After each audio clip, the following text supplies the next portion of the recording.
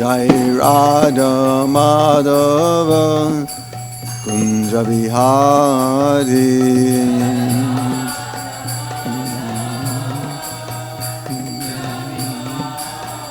Jai Radha Madhava Kunja Bihari.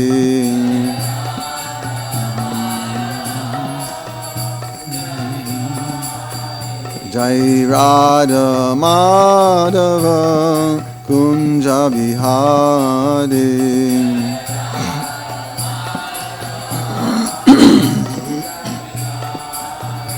Jai Radha Madhava Kunja Bihari.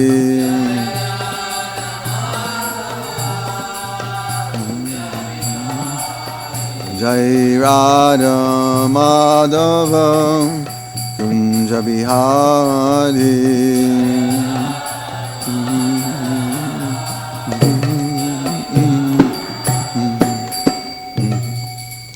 Jayam Vishnupad Paramahansa Parivājakacharya Asto Darasati Srimāde Divine Grace Srila Prabhupada Ki Jai Shri Harinam Sankirtan Ki Jai Jantaraj Srimad Bhagavatam Ki Jai Nitai Gaurabhimanande. All glories to the assembled devotees. All glories to the assembled devotees. All glories to the assembled devotees. All glories to C.C. Guru and Golden. Namo Vishnu Padaya Krishna Padasavale Srimati Bhakti Vedanta Swami Niti Namane Namaste Saraswati Devi Gauravani Pachani Nirshesha Shunyavani Pastacharistari. Om Namo Bhagavate Vasudevaya.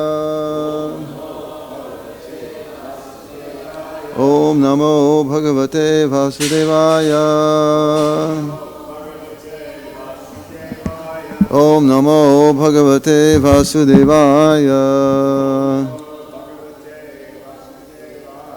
Narayanam Namaskritya Naran Chaiva Narottamam Deving Saraswati Vyasam Tato Jayam Udirayet Nasta Prayeshu Abhadreshu Nityam Bhagavata Sevayam Bhagavati Utama Shloke Bhaktir Bhavati Naishtaki.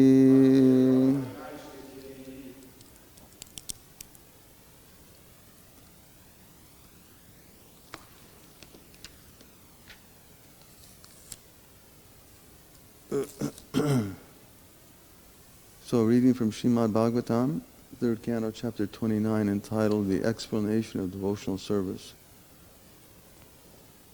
Okay, we're on text number 3. Virāgo yena puruṣo. Virāgo yena puruṣo. Bhagavan sarvato bhavet. Bhagavan sarvato bhavet.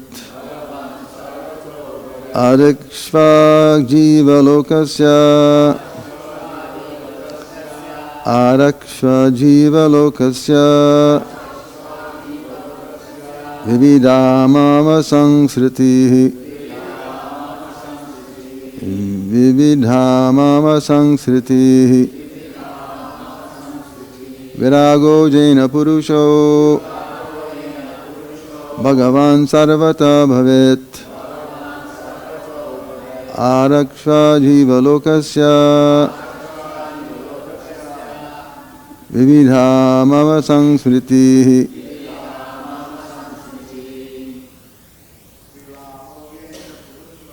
virāgo yena puruṣo. bhagavan sarvato bhavet. ācakṣva jīva-lokasya.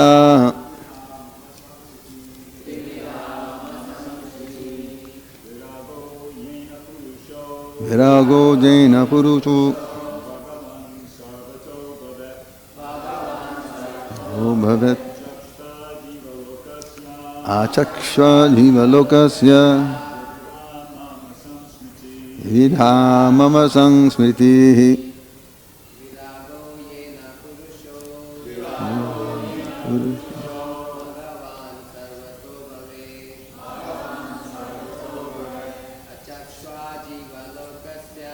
ācakṣva jīva-lokasya dasana saṁsṛtīḥ puruṣo bhagavan sarvato ācakṣva jīva-lokasya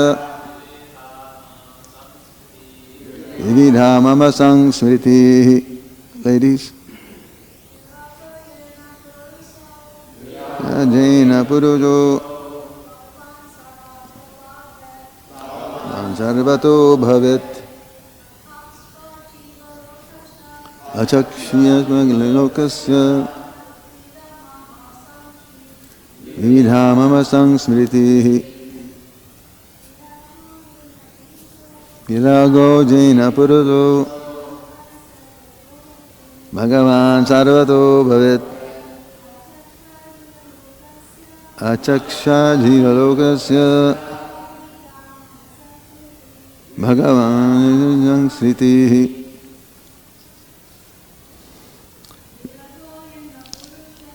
Virāgo sarvato bhavet ācakṣva jīva-lokasya vividhā saṁsṛtīḥ. Virāgaḥ, detached. Yena, by which. Puruṣaḥ, a person. Bhagavan, my dear Lord. Sarvataḥ, completely. Bhavet, may become. Ācakṣva, please describe. Jīva-lokasya, for the people in general. Vividhā, manifold. Or manifold. However you want to pronounce it, I guess. Mama, for myself. Saṁsṛtīḥ, repetition of birth and death. Translation and purport by His Divine Grace Śreyaḥ-sṛti Bhakti-yoga Swami Prabhupada ki jai. Devahūti continued, my dear Lord, please also describe in detail, both for me and for people in general, the continued process of birth and death. For by hearing of such calamities, one may become detached from the activities of this material world. Please repeat. Devahūti continued. My dear Lord, please also describe in detail, both for me and for people in general, the continual process of birth and death. For by hearing of such calamities, we may become detached from the activities of this material world.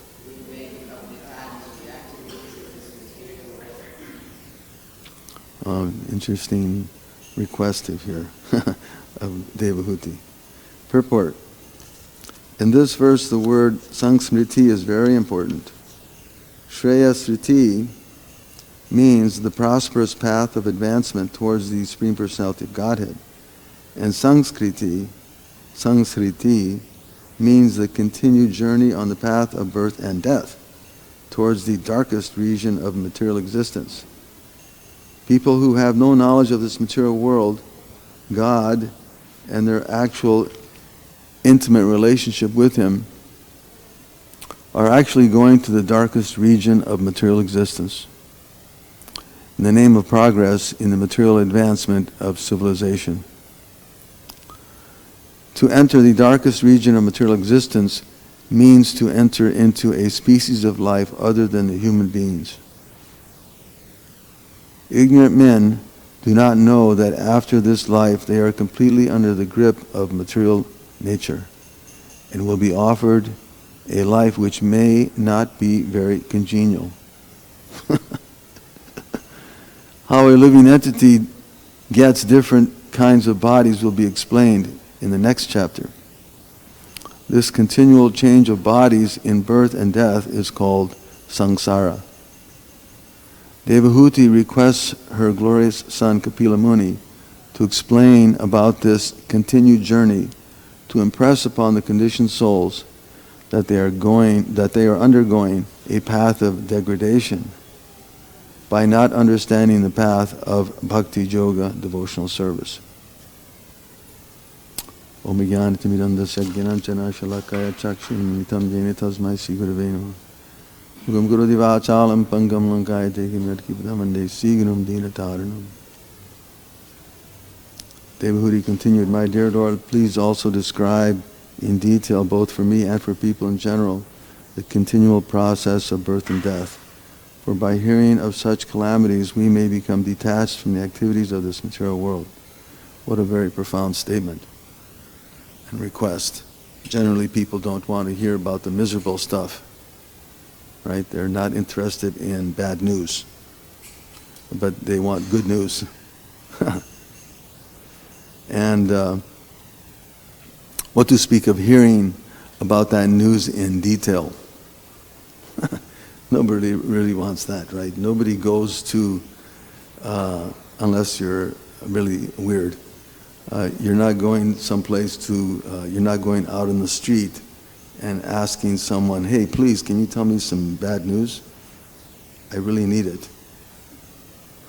I need it for my advancement in life. Please tell me some bad news.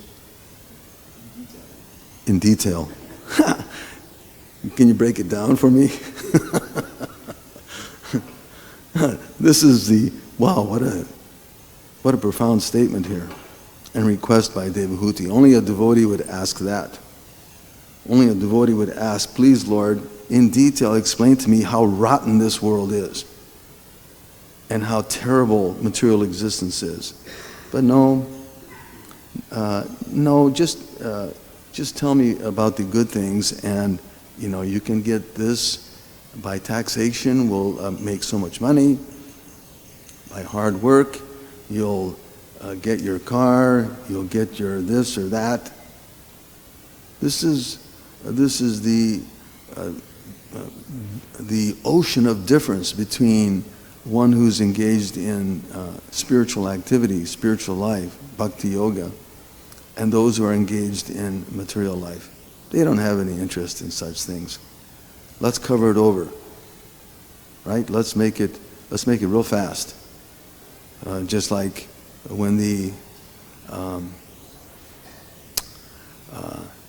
ambulance comes, they try to go real fast. Hurry up and get that body inside before anybody sees it. The West especially, excuse me, the West especially is very adept at covering over the miseries of material life.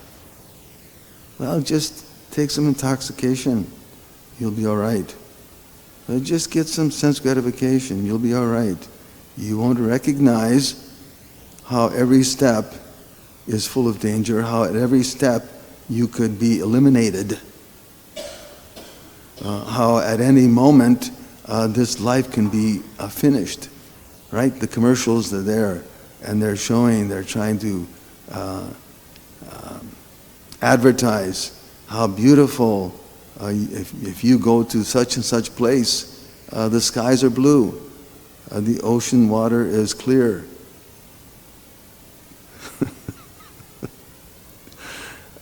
And the food is fantastic. But when you actually get there, it's not so fantastic. You realize it's the same thing. Your body is still aching. Your mind is still agitated. And even the natives are not so nice. They don't want to see you. Why are you here? Why are you invading our space? And this is the reality that this material world is a miserable place. But we're interested in the prayas. We want the immediate gratification. Everyone wants immediate gratification.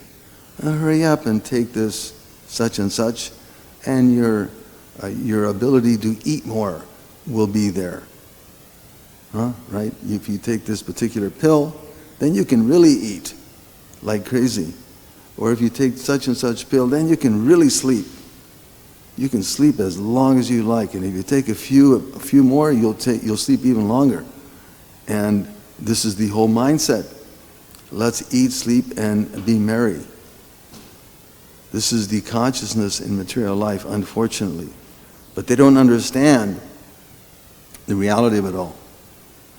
How to live in this material world, in this kind of existence, is not a very joyful thing. It's not very pleasant. And everyone recognizes it to some degree, but they're very expert at trying to cover it over or try to ignore it. When you ask them a certain question, a very pointed question about life, there's no interest. Because people are in great darkness. Krishna svadhamma bhagavate dharma gyanara pisa. The material world is full of darkness. And it's only by the light of Srimad Bhagavatam, and it's by the light of the association of devotees, that people can get some sense of reality of what this world is all about. That is the Shreyas. We're not interested in just some immediate gratification. A devotee should not be. Although, of course, we take prasadam. There's some immediate gratification, but we're, like one time I remember Hridayananda Maharaj was giving a class and he said, halava is very good, but don't wallow in it. Yeah, halava is very good. I like the halava that's over here, as a matter of fact. And it's nice to sample it. Especially it has tulsi leaf on it, so it's very auspicious. But we don't wallow in it. That doesn't make sense. We can appreciate the activities that we perform even in Krishna consciousness. But we don't become too distracted by them. We can become very expert at making money. That's fine. You can use it for Krishna, but we don't become distracted what our mission is. It's for Krishna. We can become very expert in so many things. You can play beautiful music, that's great.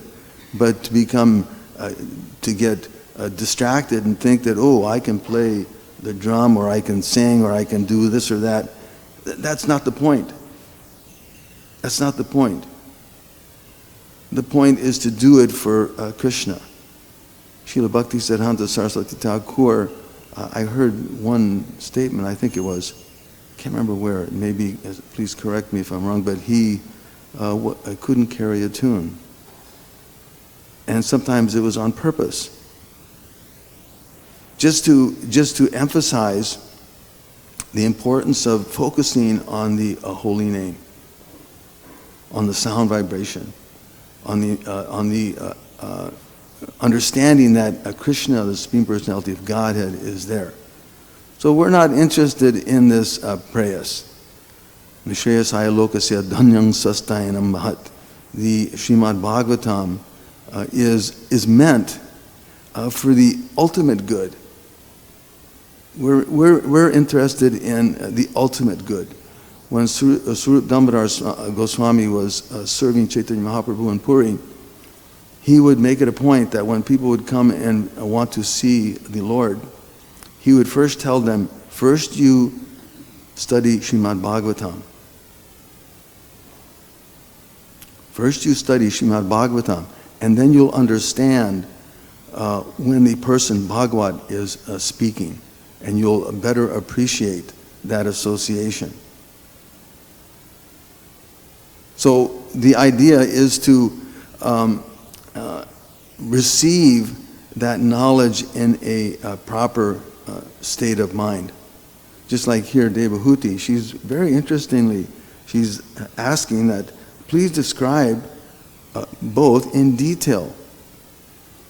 Of course, she's an exalted personality, but she's also including for the people in general. Because everyone has to hear this knowledge that this material world is simply a repetition of birth and death. Saṁsāra dhavanam lila loka. We sing it every morning, that we're offering respects to the person, as here. Sri Damodar was pointing out that in order to understand the person, you have to have some understanding, that you can better appreciate the person. So also the understanding is that by hearing from the proper person, you can understand the ultimate and better understand how this material world is simply a blazing fire. How the material world is full of calamities, and the purpose behind that is here described by Devahūti herself. She says, by understanding that, one can become detached from the activities of this material world. That is the freedom that is most important to be, and it's exhibited here by her statement. That freedom is exhibited by being detached from the activities of the material world. That's our purpose, and that process is called bhakti-yoga, as Srila Prabhupada points out here in the purport. Lord Brahma also says, Śreyaḥ-sṛti bhakti-mutasya devi bho. He says that process of bhakti is the best process. The idea is to give up the speculative ideas. We can speculate about how to achieve happiness and freedom, karma, jnana, yoga. We can go through all kinds of things and try and figure it out.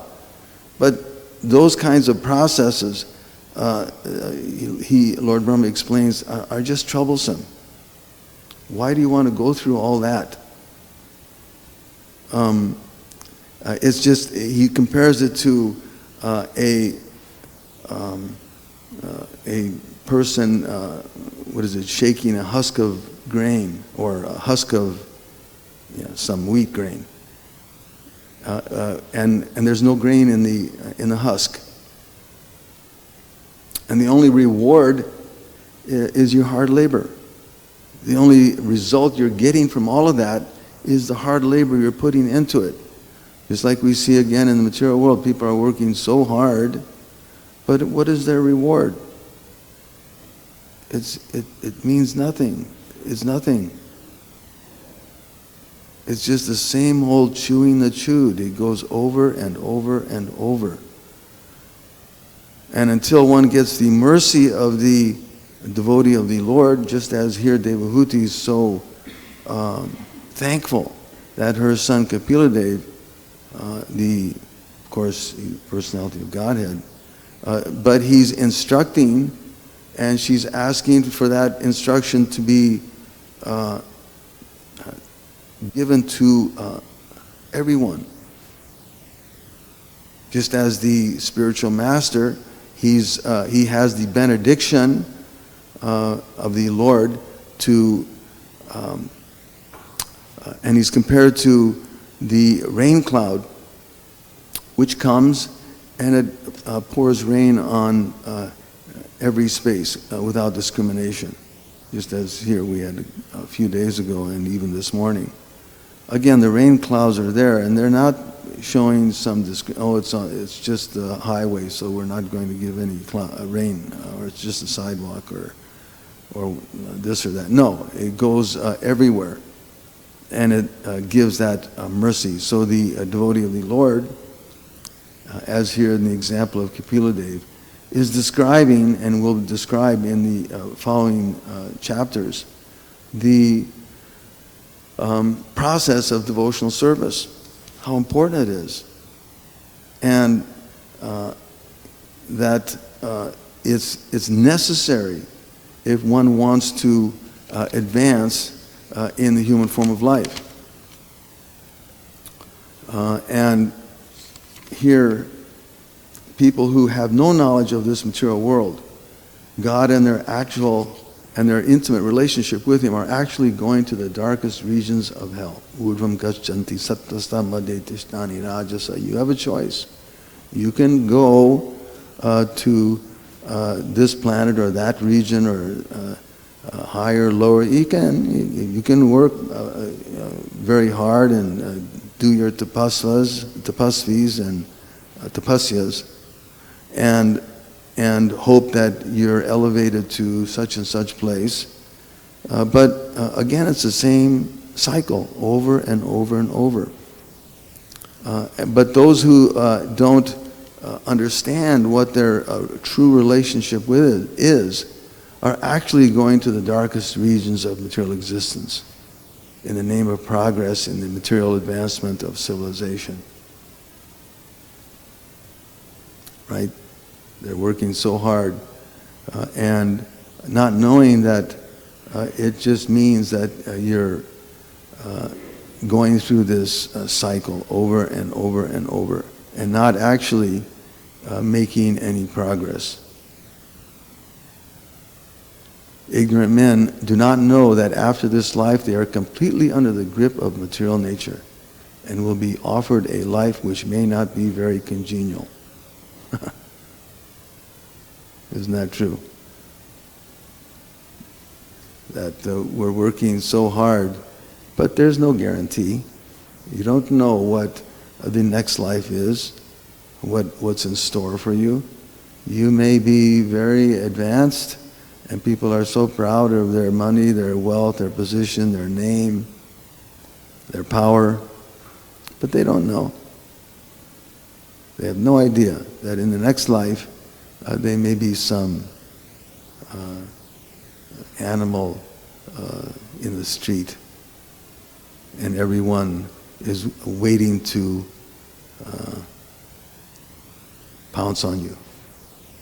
I remember one time I was in Vrindavan, and we were going from the temple to the bazaar on a rickshaw.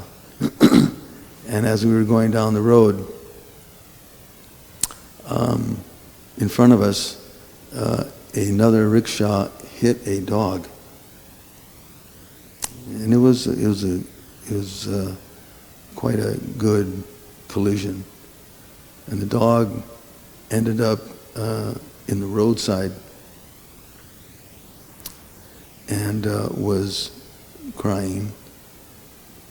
And as he was crying, no one paid attention. Hey, everyone just drove by. That's life. But we stopped and I was watching, and then all out of the side of the road, all of a sudden, maybe a half a dozen pigs came out. They came out and they attacked the dog and they tore him apart. They killed him right there. And I was thinking to myself, whoa, that, just see, there's no safe, there's no regard, there's no friendship or respect in the material world, even amongst the animal species. So we may live very nicely now, but you may be in a position which may not be so congenial next time. Yeah, and your fancy houses and your Mar-a-Lagos and this place and that place, your towers, are going to be dust in due course. So what will be your destination then? We don't know. Ignorant men do not know that after this life they are completely under the grip of material nature. How a living entity gets different kinds of bodies will be explained in the next chapter. This continual process of birth and death is called saṁsāra, right? It's the blazing fire of material existence. And unless that cloud of, by the mercy of the liberated souls, comes and extinguishes that fire, there's no relief. The gopis also, they say saṁsāra kupa, right? That saṁsāra kupa, they called it, or the dark well of material existence. And it's only by the lotus feet of the Lord that one can get some shelter from it. But otherwise, it is a very frightful condition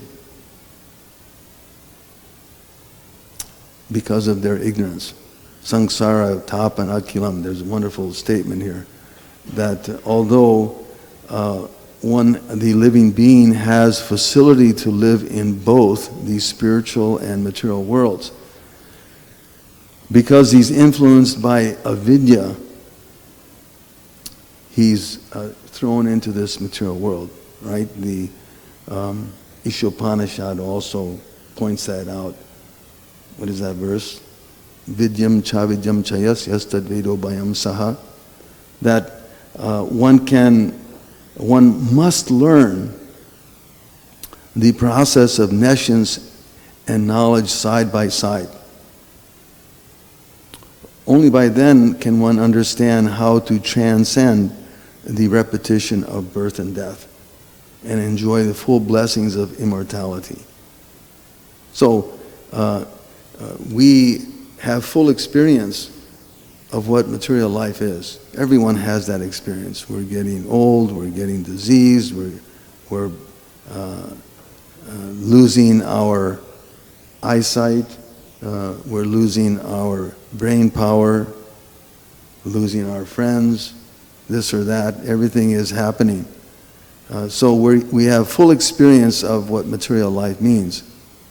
So that nescience, that side by side, knowledge of the spiritual world, the light of the Srimad Bhagavatam, of Vedic knowledge, has to also be taught and understood. So here Devahūti, she's asking that, please explain that to all of us, not just myself, but everyone, so that we can understand how calamitous this material world is, and by understanding that we can become detached from it. That's the purpose. The purpose is to become detached from it all. And if there's some other intent, if there's some other goal, then you're missing the point. You're really mistaken.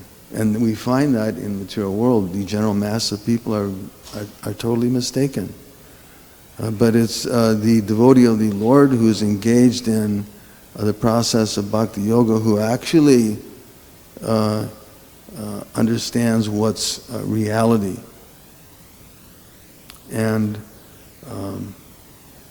has a chance to get out of this very dark time.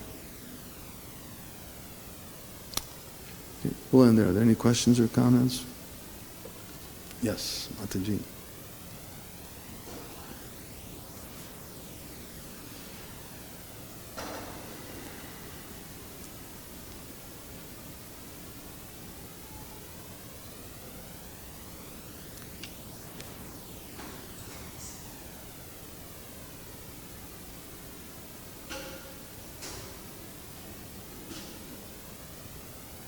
If it's not working, that's okay. We can repeat the question.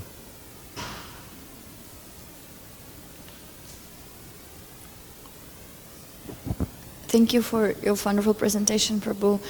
Your first statement you said made me think. I a little bit disagree that people outside of Krishna consciousness don't like to hear calamities in details. They actually very relish it. What to speak of news, and there's a lot of TV shows which describing in horrible details life of drug addict, of murderers, and people who are affected by alcohol, very in the mode of ignorance. And when I was out there, like I could see all people in my life really love those shows. They like really relish them, and so I'm start thinking like, what is the difference? And reflecting on myself, what was my experience? I guess I don't know, maybe like the camel who is chewing those rough points, and the blood is coming, and they kind of enjoying their own pain. It's something like to do with that. And I was thinking about crows who love those places, but the devotees avoiding it as swans. So yeah, like I felt that people were really relishing it, but when I was watching it, I felt that I'm signing a consent that it's okay, it's good to be part of it. Like I could see how my consciousness was changing, that I'm normalizing things I don't want to be normal. So as a devotee, when we want to hear about these details, what is the perspective there? Well, there's an ocean of difference between the materialist who wants to hear such garbage and relishes hearing that kind of news, so-called news, because they're full of envy. Because they're full of envy. They enjoy watching others suffer. But the devotees of the Lord are quite the opposite. Because they're free from envy, we don't see any difference between this person, this color, this language, that language, this birth, that birth. No, they're all conditioned souls, and they should have an opportunity for advancing in the human form of life. That's our mission. Our mission is to help everyone and anyone, regardless of their condition. But those who are so for that reason, we also cultivate knowledge of the calamities of material life, obviously. We're also aware, again, the Ishopanishad teaches us that we should learn both side by side, the calamities of material life and the benefits of spiritual practice, so that we can share that with those who are in that deep, dark ignorance, who are so full of envy that they appreciate or relish seeing someone dying in the street, or who have no regard for taking away the food of a small child. They have they don't care, because it's an inconvenience for them. Such evil people, certainly material nature will deal with them. Krishna has a plan for them as well. But our business is to help those innocent, conditioned souls who may be receptive, who are in a position that they may recognize their suffering, and on that we share Krishna consciousness with them. We try to educate them. So we're not. So the devotee is not envious of someone, of what their condition is, whereas the materialistic persons, they're only interested is in themselves and their own maya.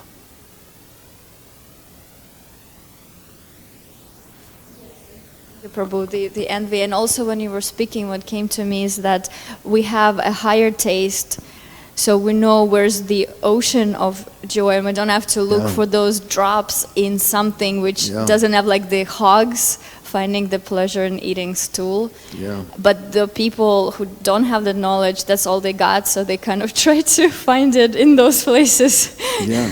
So the devotee has to be very expert. That's our challenge, that a devotee has to become expert in presenting that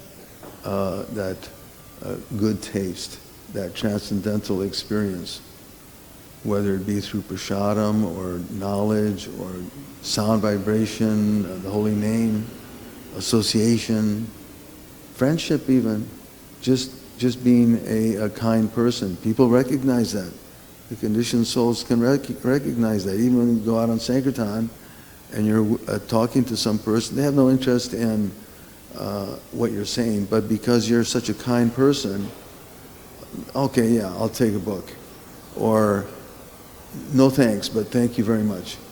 So, that little bit of, that little experience, whatever it may be, it has an effect.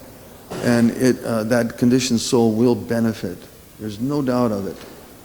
So, certainly, there's a lot of garbage that we have to work through as obstacles, but we have to do it. We have to do it. Rabindranath Prabhu? Yeah, you mentioned about Srila Bhaktisiddhanta singing out of key. Yeah. My recollection is... there was someone that he appreciated. That's what it was. That's right. It was one of his disciples. One of his disciples, yeah. That's right. He picked his... Because a number of disciples could sing, That's right. some really nice, but he picked one that couldn't sing right. so-called not nice, just to show the importance of the holy name. Yeah, I remember that now.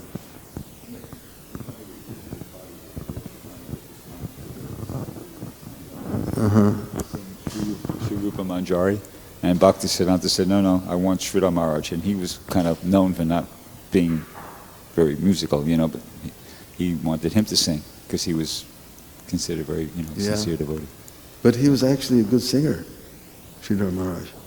I went to his ashram in Navadvip, and I went there for a few days in a row with some different devotees. And he was quite sweet.